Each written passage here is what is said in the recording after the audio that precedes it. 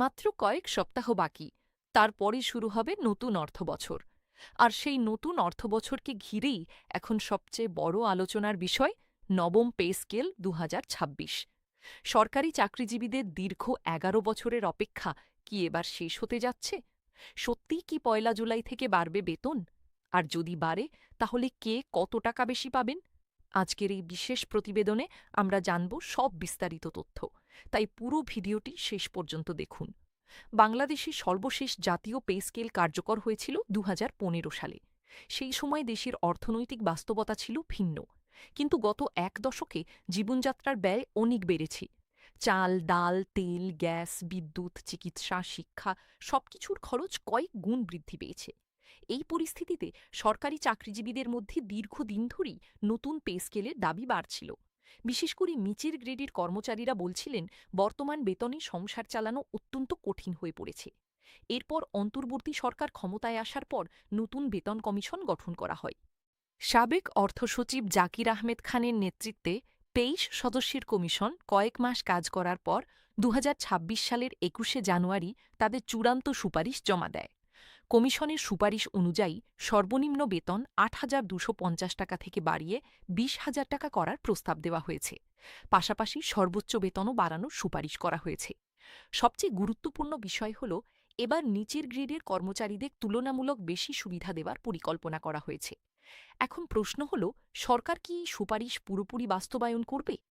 অর্থ মন্ত্রণালয় সূত্রে জানা গেছে, বর্তমান অর্থনৈতিক বাস্তবতায় পুরো সুপারিশ একবারে বাস্তবায়ন করা কঠিন হতে পারে।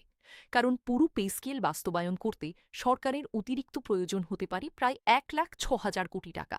তাই সরকার ধাপে ধাপে বাস্তবায়নের পরিকল্পনা করছে।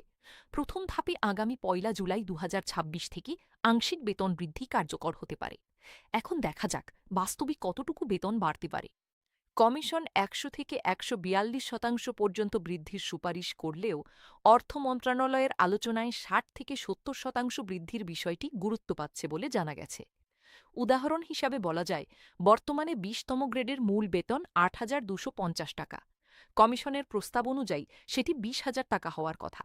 কিন্তু সরকার যদি ৬০% বৃদ্ধির পথে যায়, তাহলে সেটি দাঁড়াতে পারে প্রায় ১৩,০০০ টাকার কাছাকাছি।